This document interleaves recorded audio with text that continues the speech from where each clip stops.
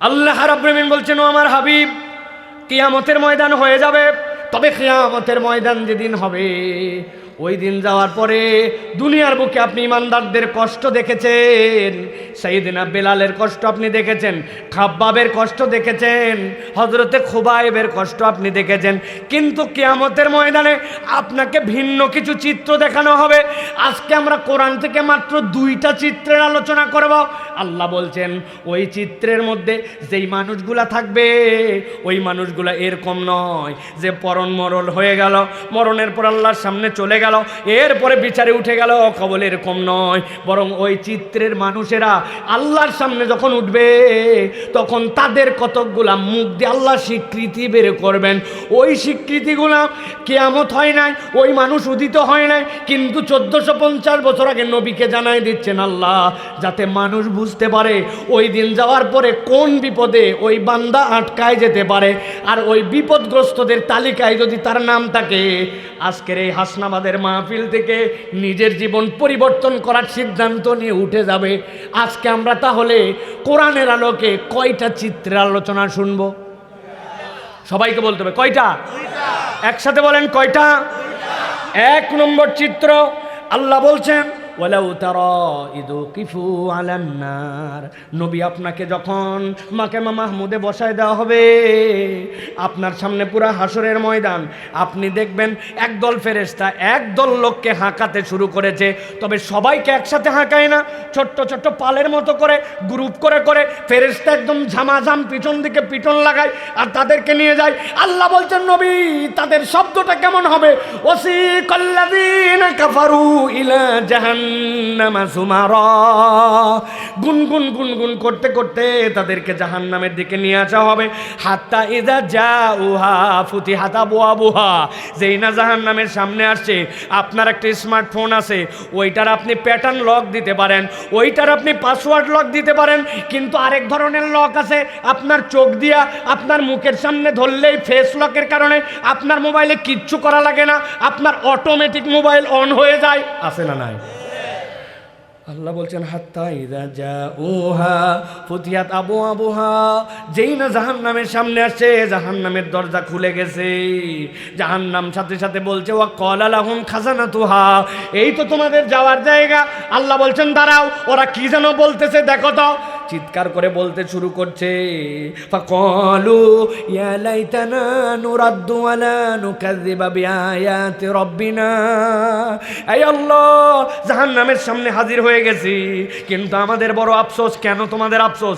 নুরাদ্দু, যদি একবার আমরা দুনিয়ায় ফেরত যেতে পারতাম। কেন দুনিয়ায় ফেরত যেতে চাও? তুমি তো দুনিয়ার থেকে আসছো। সাথে সাথে তারা বলতে শুরু করবে, ওয়ালা নুকাযযিবা বিআয়াতি রাব্বিনা ওয়া নাকুনা মিনাল মুমিনিন। আল্লাহ এমনি এমনি দুনিয়ায় যেতে চায় না। একবার যদি দুনিয়ায় ফেরত যায়, তোমার কাছে ওয়াদা করতেছে আল্লাহ, দুনিয়ায় আমরা তোমার অনেক আয়াত অস্বীকার করছি, আবার অনেক আয়াত মানছি। এবার দুনিয়ায় গেলে তোমার একটা আয়াত অস্বীকার করব না। ওয়া নাকুনা মিনাল মুমিনিন, আমরা আল্লাহ পাক্কা পাক্কা ইমানদার হয়ে আসব। আওয়াজ দিয়ে বলেন, একবার হাসরের ময়দানে পৌঁছানোর পরে দুনিয়ায় কি আবার ফেরত আসা যাবে? ফেরত আসা যাবে? তাহলে আসতে চাই কেন? অপরাধ নম্বর 1, আল্লাহ তোমার কোনো আয়াত অস্বীকার করতাম না। এখানে যারা আমরা বসে আছি, আমরা কি আল্লাহর কোনো আয়াত অস্বীকার করি? আমরা কি আল্লাহর কোনো আয়াত অস্বীকার করে?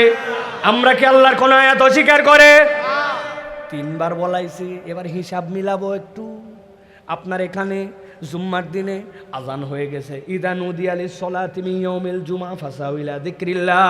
আল্লাহ বলছেন, ব্যবসা বাদ দাও, আদারুল বাই, তোমার ধান কাটা বাদ দাও, তোমার দুনিয়ার কাজ বাদ দাও, সব বাদ দাও, তুমি আল্লাহর জিকিরের দিকে আসো।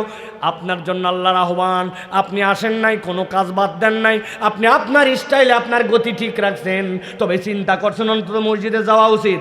1:15টার সময় আসছে, তাও ভিতরে ঢোকে না, মসজিদের বারান্দায় দাঁড়ায় মোবাইল খেঁচে, উপরে ঠেলে নিচে ঠেলে, রোদ গিতে, শীতের দিনে একটু রোদ তাওয়ায় ভিতরে যাওয়া হয়। হঠাৎ করে মুয়াজ্জিন কদ কামাতিস সালাহ, কদ কামাতিস সালাহ, উনার মনে হয়েছে এখন তো জুম্মা ধরা দরকার। শিশুর কেটে দৌড়, এক জুতা বাইরে, আরেকটা মসজিদের বারান্দায়।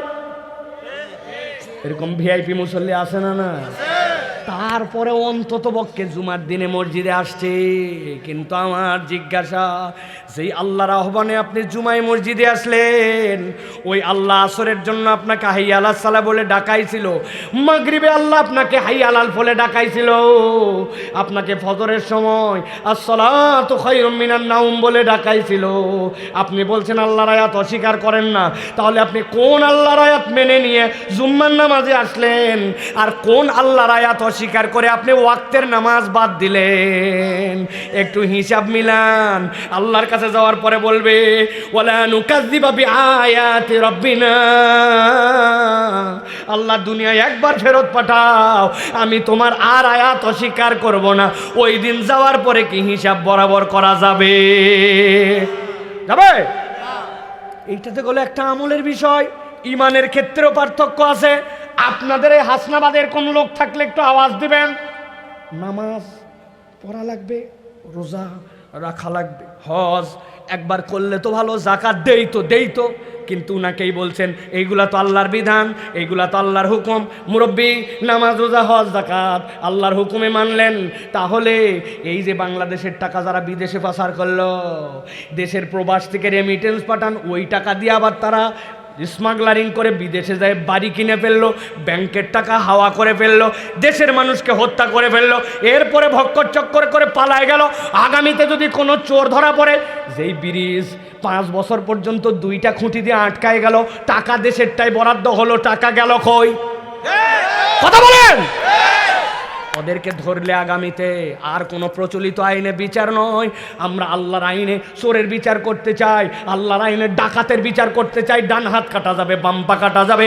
কোনো মহিলার সাথে খারাপ আচরণ করলে আল্লাহর আইনে বিচার করতে চাই। ইউনিয়ন পরিষদ থেকে উপর পর্যন্ত আল্লাহর আইন দিয়ে আমরা দেশকে চালাতে চাই। এই কথা বললেই দেখবেন নামাজ রোজা হজ জাকাতের সমস্যা নাই। এই কথা শুনলে বলবে এই মাহফিল তো রাজনৈতিক মাহফিল না, এই বক্তা আবার রাজনৈতিক কথা বলে কেন? আছে না? না তার মানে কি? তার মানে হচ্ছে ওয়ালা নুকাযযিবা বিআয়াতি রাব্বিনা, আল্লাহর আয়াত যেটা আপনার মনে টানছে আপনি মানেন, আর আল্লাহর আয়াত যেটা মনে টানে নাই ওইটা পছন্দ করে না। এরকম মুসলমান আছে না? না। আমার আল্লাহ বলছেন ওই দিন যাওয়ার পরে আটকায় যাবে, বলতে শুরু করবো ওয়ালা নুকাযযিবা বিআয়াতি রাব্বিনা ওয়া নাকুনা মিনাল মুমিনিন। আল্লাহ আমাদের ইমানে একটু ঝামেলা ছিল, এবার খালি ফেরত পাঠাও, আমরা টাটকা মুমিন হয়ে আসবো। আসা যাবে? বাঁচার রাস্তা এখান থেকে বাইর করা লাগবে না। আমি ছোট্ট একটা জিনিস পড়বো, আপনারা যদি এর পরেরটা জানা থাকে সাথে সাথে বলবেন আমানতু বিল্লাহি। আরেকবার বলি আমানতু বিল্লাহি, তারপরে আবার শুরু থেকে বলি আমানতু বিল্লাহি, তারপরে আমানতু বিল্লাহ মানে কি? হুজুর আশহাদু আল্লা ইলাহা ইল্লাল্লাহ, আল্লাহর প্রতি আমি সাক্ষ্য দিলাম। আমানতু বিল্লাহ সাক্ষ্য দিলাম, জিনা। আশহাদু আল্লা ইলাহা ইল্লাল্লাহ আমানতু বিল্লাহর মধ্যে পার্থক্য আছে। আশহাদু আল্লা ইলাহা ইল্লাল্লাহ মানে আল্লাহ আপনাকে আমি সাক্ষ্য দিলাম, কিন্তু আমানতু বিল্লাহ মানে সাক্ষ্য নয়। আমানতু বিল্লাহ মানে আল্লাহ তুমি কেমন আমি জানি না, কোথায় আসো রব্বুল আলামিন, তুমি আমারে কেমনে দেখো এইটা আমার জ্ঞানে ধরে না, কেননা সৃষ্টির সাথে স্রষ্টার বিরুদ্ধে কুলাবে না। কিন্তু আল্লাহ জ্ঞানে ধরুক বা না ধরুক, আমানতু বিল্লাহ আমি আমার আল্লাহকে মেনে নিলাম, ঠিক কিনা? মালাইকাতিহি, ডানের কাঁধে নাকি একটা সব আমি কই বুঝলাম না তো, কিন্তু আল্লাহ বোঝার দরকার নাই, তুমি বলছো আমি মেনে নিলাম, ঠিক কিনা?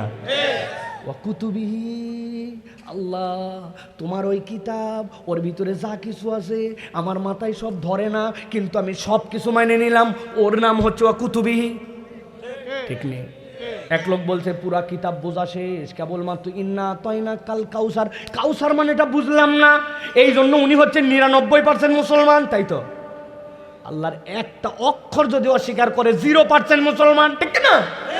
পুরা কোরআন মানে নিছে, খালি বলছে কুল আউযু বিরাব্বিন নাস, ওই সিনটুকুর ব্যাপারে আমি বুঝলাম না, তাহলে সে 99% মুসলমান। কত?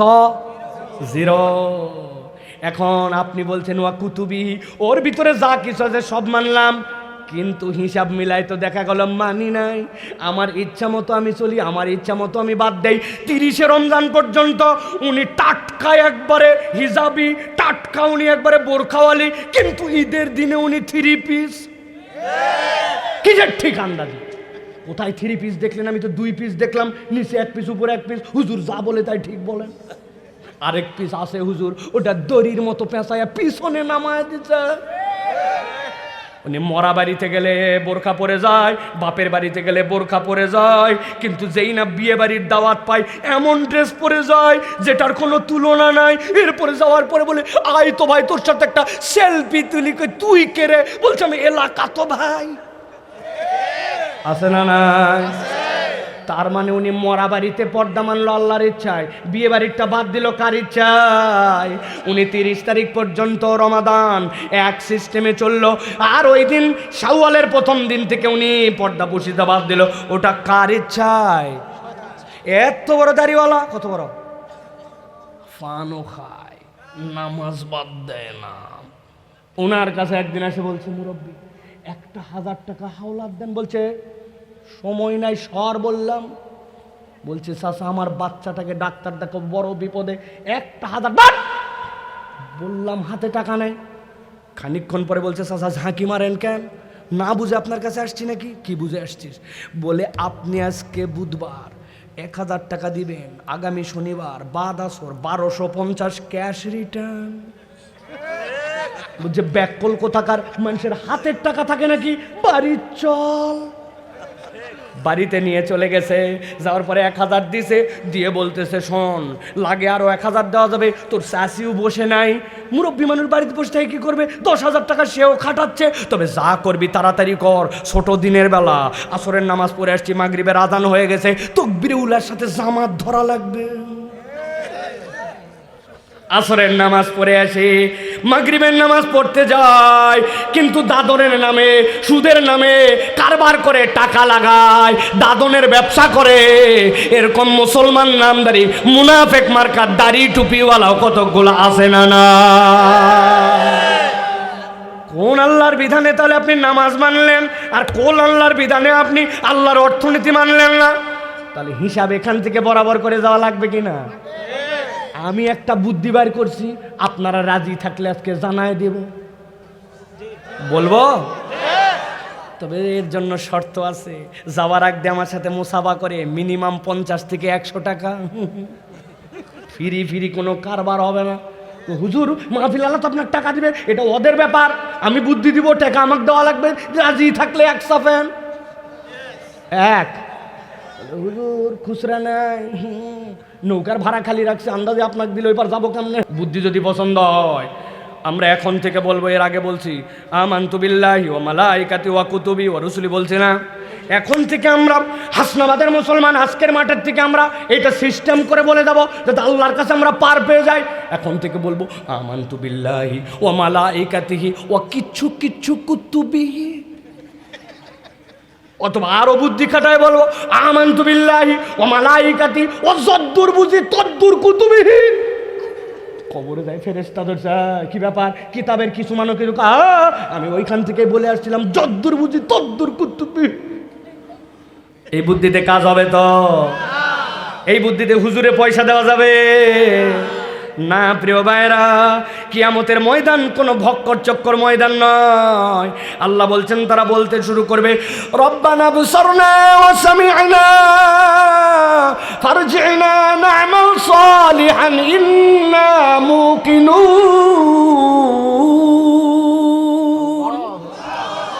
আল্লাহ দেখে ফেলছি জাহান্নাম, আজকে শুনে ফেলছি তার গর্জন। ফারজি'না, আমাদেরকে একটু দুনিয়ায় ফেরত পাঠাই। আবার দুনিয়ায় ফেরত যেতে চাস কেন? আমাল সালিহা, আল্লাহ আমল নামা দেখছিলাম, কিন্তু আমল নামা দেখে বলছি আমাদের নেক আমল না। একটা সুযোগ দাও আল্লাহ, এবার যাই আমরা 100 ভালো কাজ করব, কোনো মাহফিল বাদ দিব না, আড্ডা বাহিরে মারবো না, মাহফিলের নাম করে বের হয়ে আছে বিড়ি খেয়ে ঘুরবো না। এইবার খালি পাঠাও আল্লাহ। আল্লাহ বলছেন আর কোনো সুযোগ নাই। ইন্না মুকিনুন, পূর্ণ ঈমান আনবো না বান্দা, কিয়ামত এখনো হয় নাই, আল্লাহ এখনো দাঁড় করান নাই। তুমি দুনিয়ায় থাকতেই 3টা জায়গা ঠিক করে আসো। আল্লাহর আয়াত স্বীকার করা লাগবে। 2 নম্বরে আপনাকে পূর্ণ মুমিন হতে হবে। মাথায় ধরুক চাই না ধরুক, আল্লাহর বিধানের উপরে কোনো বিধান নাই, এইটার স্বীকার করার নাম ঈমান, ঠিক না? আর আল্লাহর জন্য আমল করে যেতে হবে। ভক্কর চক্কর করে কেবল পার করে গেলাম, আর আল্লাহর কাছে যাওয়ার পরে বললাম আল্লাহ বুঝি নাই, ওই কথা বললে কাজ হবে না। নামাজ পড়ো না কেন? সামনে রোজার মাস দেখে এবার নামাজ খালি ধরছি। চাচা আপনার পরিবর্তন নাই কেন? আর বলেন না, একবার খালি হজ করে ফিরি, দেখো কেমন হুজুর হই, বেটির বিয়ে খালি দেই, তারপরে পরিবর্তন। আপনি রমজান পর্যন্ত যে ধাক্কা দিলেন, মধ্যের মাসের হিসাব কে দিবে? আপনি যে 25 বছর পর্যন্ত বয়স দেখালেন, আপনার ওটার হিসাব বরাবর করবে কে? আপনি মেয়ের বিয়ে পর্যন্ত যে আল্লাহর জন্য সময় নিলেন, ওইটার হিসাবটা কি আমল নামা থেকে বাদ যাবে? আল্লাহ বলছেন না ফারজিনা না'মাল সলিহা, ওই দিন যাওয়ার পরে ভালো কাজ করতে যাবি, ওই দিন কিন্তু আর সুযোগ পাওয়া যাবে না, ঠিক না? তাহলে 1 নম্বর চিত্র আমাদের শেষ। 1 নম্বর চিত্রের অপরাধ 3টা একদম মনে রাখতে হবে। আল্লাহর আয়াত জেনে না জেনে, বুঝে না বুঝে অস্বীকার করা। 2 নম্বর পূর্ণ মুমিন না হওয়া।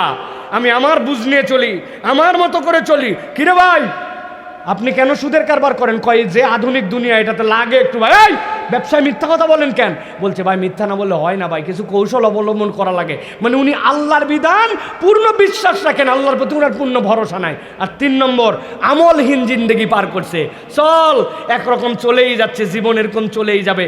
এই যারা করবে, আল্লাহ বলতেছেন আল্লাহর নবীর সামনে তাদেরকে আল্লাহ দাঁড় করায়া ওই দিন হিসাব বরাবর করাবেন। আল্লাহ যেন আমাদেরকে হেফাজত করে, বলেন আল্লাহুম্মা। তাহলে আজকে আলোচনা হবে কয়টা চিত্র? 2টা। এবার চলেন শেষ চিত্রে আজকের আলোচনায় আমরা যাই। আছেন তো আপনারা? চলেন। আল্লাহ বলছেন আমার হাবিব, হাসরের ময়দানে একদল লোক আপনি দেখতে পাবেন আল্লাহর সামনে চলে আসছে। আসার পরে তারা বলতে শুরু করেছে, ইয়া ওয়াইলাতা লাইতানি লাম আত্তাখিজ ফুলানান খলিলা। বুকের মধ্যে বাড়ি দেয়, কপালে বাড়ি দেয়, আর আফসোস করে, আল্লাহ রে আমাদের বড় আফসোস। কি জন্য তোমাদের আফসোস? ফেরেশতারা শোনো তো কি কারণে আফসোস করে। তারা বলতেছে আমাদের আফসোসের ছোট্ট একটু কারণ, লাম আত্তাখিজ ফুলানান খলিলা, আজকে আমরা বেঁচে যেতাম কোনো আফসোসই থাকতো না যদি আমরা ফুলানকে বন্ধু না বানাতাম। আমি বানান করব, আপনারা উচ্চারণ করবেন যদি বাংলা পড়ালেখা জানেন তাহলে।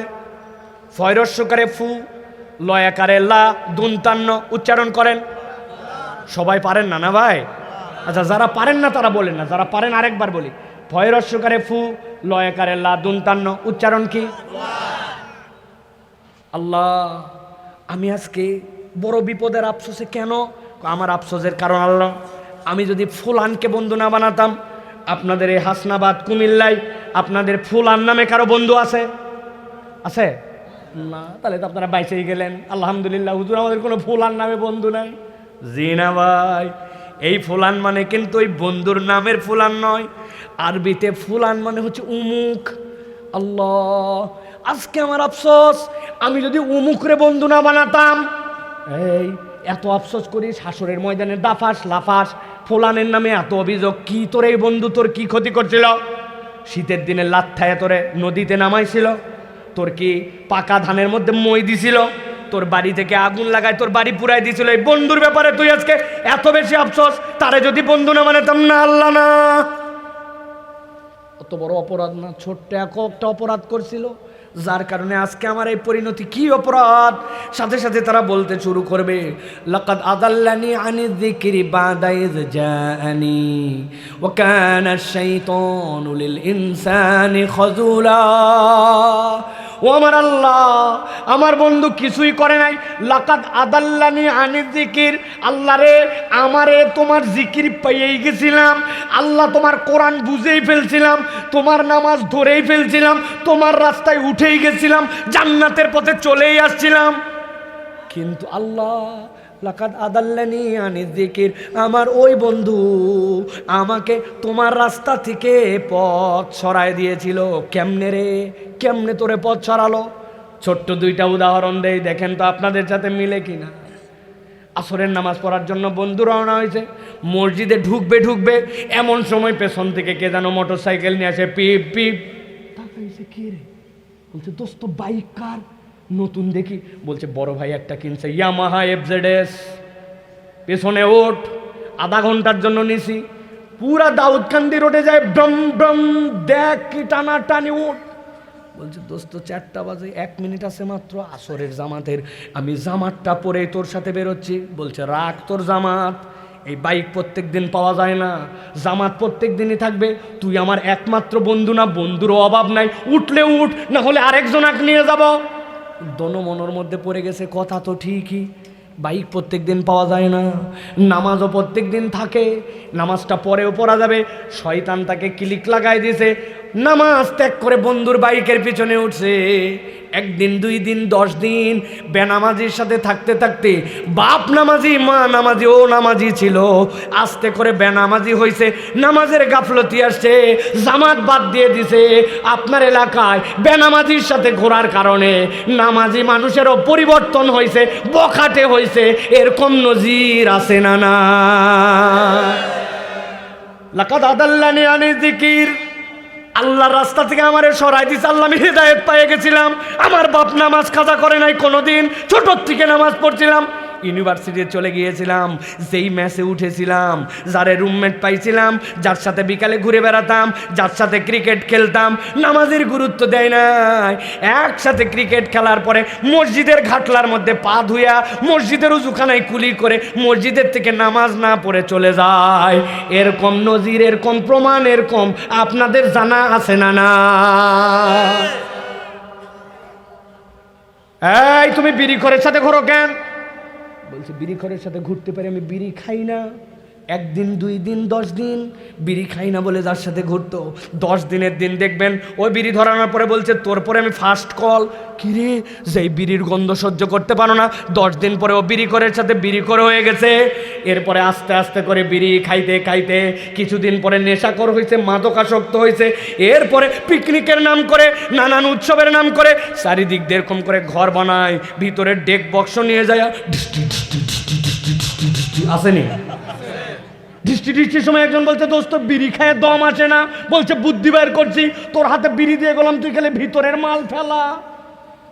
ভিতরের মাল ফেলছে, উনি টান দিয়ে জায়গা মতো চলে গেছে, যার পরে ছোট্ট একটা পুরিয়া আনছে, পুরিয়া এনে বেলেট দিয়ে কুচকুচ করে কাটছে, কাটে ভিতরে গাছে গাছে ঢুকাই বলছে এবার খালি টানে দেখ, 1 টানেতে যেমন তেমন, 2 টানেতে রাজা। হাসনাবাদ অঞ্চলে উহার নাম বাবা, স্টেজের লোক জানে। যেই বন্ধুটা বিড়ি খাইতো না, এরকম বাজে বন্ধুর খপ্পরে পড়ে নেশাখোর, মাদকাসক্ত, বাজে চরিত্রে চলে গেছে, এরকম প্রমাণ আছে না? না, আমার আল্লাহ বলছেন, তারা বলতে শুরু করবে লাকাদ আদাল্লানি আনিজ যিকরি বাদা ইয জানি ওয়া কানা শাইতানু লিল ইনসানি খাযুলা।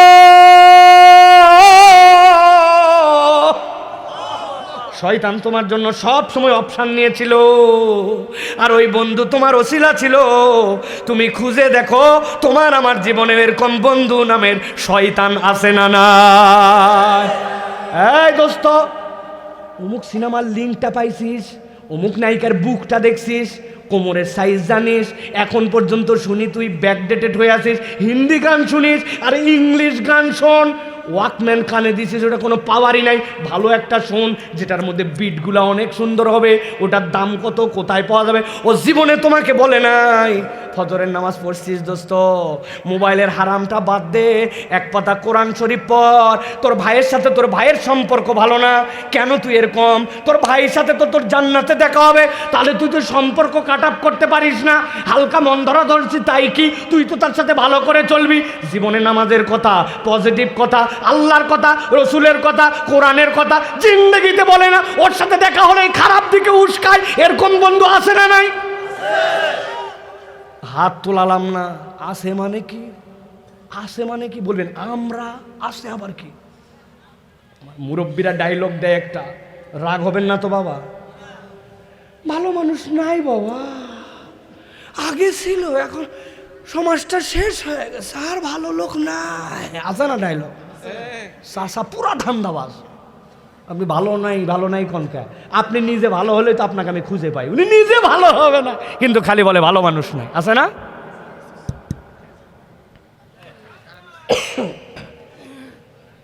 প্রিয় ভাইয়েরা, আমার মুরব্বীরা যারা এখানে আছেন তারা চিন্তা করতেছে যুবকদের জন্য একদম ঠিক ওয়াজ, তাই না? কিন্তু মুরব্বী আপনারও যে ঝামেলা আছে বাবা, আটকানির পয়েন্ট আছে, বলবো দু একটা বাবা, রাগ হবেন না তো বাবারা?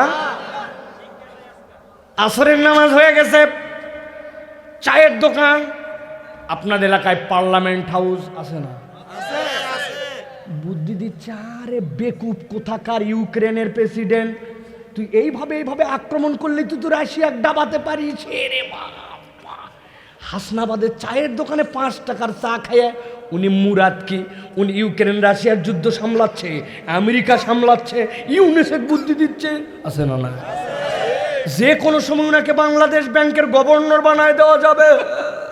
আছে না?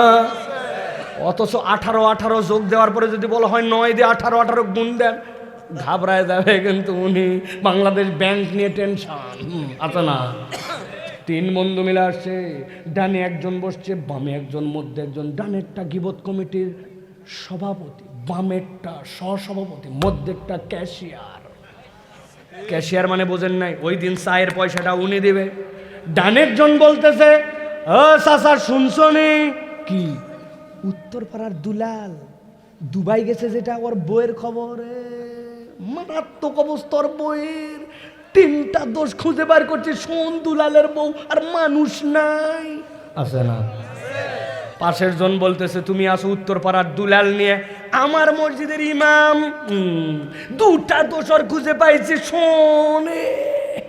ইমাম সাহেবের গোষ্ঠী উদ্ধার, দুলালের বইয়ের গোষ্ঠী উদ্ধার, উমুকের গোষ্ঠী উদ্ধার। দোষ সবগুলাই থাকতে পারে, কিন্তু ব্যক্তি উপস্থিত নাই। এই চর্চা চলতেছে। মধ্যের জন কথা বলে না, উনি ক্যাশিয়ার সাহেব, পজিশন আছে একটা, উনি খানিকক্ষণ পরে বলছে, থাম, এইগুলা বলা ঠিক না, তবে না বলেও পারি না, আল্লাহ মাফ করুক, তোদের 2 জনের কথাই ঠিক। বোঝেন না? কেইসা ক্যাশিয়া এগুলা কথা বলা উচিত না, না বলে পারি না, আল্লাহ মাফ করুক, কথা ঠিক। আছে না? না, সারাদিন যা কামাই করলো, আইয়ুহিব্বু আহাদুকুম আইয়াকুলা লাহমা আখিহি মাইতা। আল্লাহ বলছেন, তুমি তোমার মরা ভাইয়ের গোস্ত খাও না, কিন্তু তার থেকে বেশি গোস্ত তুমি নামাজ পড়ে খাও, যাকাত দিয়ে খাও। 2 মহিলা এক জায়গায় হলে 3 নম্বর মহিলার বিপক্ষে কথা না বললে ওনার দিলের তৃপ্তি হয় না। যেই দোকানে কসমেটিক্স কিনি ভাবি, বলেন না ছেলেটা যে কি ভালো, যে সিএনজি আলাটা আমাকে নামাই দিয়ে গেলে, ওরে ব্যবহার। ঘাটের মাঝি এত রোদের মধ্যে কাজ করে, কিন্তু কোনো বিরক্তি নাই। দুনিয়ার মাঝি ভালো, সিএনজিওয়ালা ভালো, দোকানদার ভালো, খালি আল্লাহ একটাই খারাপ মানুষ দিছে, ওইটা উনার স্বামী। কথা বললেন না? যে আছে না? না, কেন আপনার এই চরিত্র, কেন আপনার এই তবিয়ত? আল্লাহ বলতেছেন, সাবধান হও। এই তবিয়তের একমাত্র কারণ, লাকাদ আদাল্লানি আনি যিকরি বাদা ইয জানি। আপনি যাকে বান্ধবী বানাইছেন, ওটা আপনাকে জান্নাতের দিকে ডাকে না। ওইটা বোরখাওয়ালি হতে পারে, কিন্তু গীবত যদি করে, পরনিন্দা যদি করে, আপনাকে যদি উস্কায়, তাহলে বুঝবেন ও আপনার বান্ধবী নয়, আপনাকে জাহান্নামে নেওয়ার কারিগর। ঠিক না? এরকম আছে না? নাই? আপনার যা যৌবন আর চেহারা আর যে সুরত, ওই লোকের সাথে আপনার থাকা লাগবে। কে বলছে? বহু মরদ আপনার জন্য অপেক্ষা করছেন, দেন তালাক। আছে না? ইনজেকশন দেয়, কয় ওরে ভাই, দুনিয়া থেকে মহিলা একটাই নাকি? আপনার যে আল্লাহ চেহারা দিছে, যে অবস্থান দিছে, হোক না একটা সোল, তার টেনশন নেন না, তালাক দেন। ওটা আমি বিয়ের জন্য মেয়ে দেখতেছি, ওটা সাক্ষাৎ শয়তান। ও সম্পর্ক ভাঙার জন্য আপনাকে উস্কায়। আছে কি নাই? আল্লাহ বলছেন ভালো করে বুঝো আমার কথা শেষের দিকে, লাকাদ আদাল্লানি আনি যিকরি বাদা ইয জানি, আমি তো মায়ের পেটের থেকে ইমানদারের ঘরে চলে আসছিলাম, আমার বাপ মাকে আমি নামাজ পড়তে দেখছিলাম, আমার ধর্ম আমার পকেটের মধ্যে, আমার ন্যাশনাল আইডি কার্ডের মধ্যে ইসলাম লেখা ছিল, কিন্তু এমন সোহবত, এমন পরিবেশ, এমন মানুষের সাথে ঘুরলাম, আমার দুনিয়া আখিরাত বরবাদ হয়ে গেল। ঠিক কি না? সাবধান হন প্রিয় ভাইয়েরা, সাবধান। আল্লাহ বলছেন কথা যদি এখানে শেষ হতো, শেষ কথা তো এখানে শেষ নয়।